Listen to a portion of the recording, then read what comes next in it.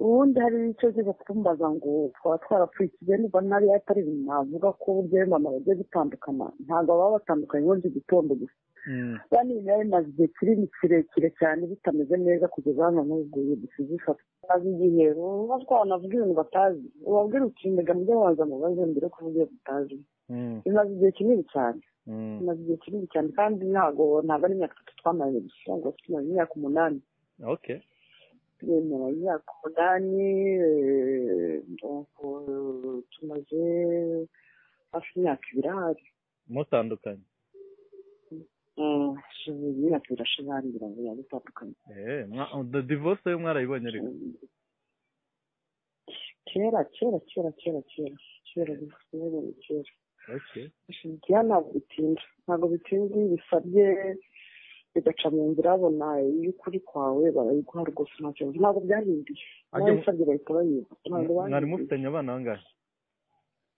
mufitanye umwana w'umukobwa ufite imyaka 4 ntabwo tujya dusandikirwa poroje zanjye zifite i Kigali ndi mu bwubatsi ndashaka kuvugurura ndagura amazu nkavugurura ndakodesheje ubu nuko nari naje gahita njya mu bintu by'amadivox ibintu byo gutangiza umwana ishuri nefite gahunda yo kuza nkavugurura nefite gahunda yo kuza nkafungura butike nkajya nambika nk'abageni nkajya nambika nk'abo minsi ibintu nk'ibyo ndabona kumva ko umuntu apanga ibintu nk'ibyo hajemo divox mba gahunda y'isi ihinduka bikeya ariko ntabwo bikomeza ko kuri abo nyine niba ko ibintu bya esthétique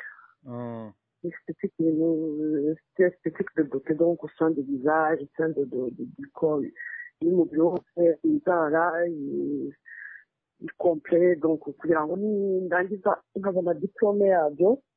niyo gahunda nari mfite kuza nkafungura ikifungura nkagira n'aba musi bakabakora neza bakagira visage isa neza inzara hano mu buryo ni umwuga ufite akamaro kanini nyuma yo gusepara imyaka 2 nta gahunda yo guhita ushaka undi se cyangwa hari undi nuko twe tutabizi ari no kumutabizi no mubiri no muzungu n'undi muzungu we mumaranye igihe kingana iki ngo tumaranye igihe kingana tumaranye umwaka ariko ntabwo turatangira kubana turakigana umuntu kugira ngo abanze amenyerane n'undi bitazongera kuba bibi banza ukabanza mukamenyerana gahunda y'abantu bakundana batabana bakazagishyiga kubana umwanya wabonetse cyangwa se byagiye mu buryo kumvikana bateganya kongera gukorera ubukwe mu Rwanda cyangwa uzabukorera mu Bubiligi birangire ubona tujya kubikorera mu Rwanda akajya gukwera data wanjye akazanga kubona izo mpano agomba kuza gukwera muzehe kuza gukwera muzehe urabiteganya vuba oya ntabwo ari vuba ni kimwe nk'uko byashoboka n'ejo mu gitondo burya byose ndabumva bari muri gahunda ya nyagasani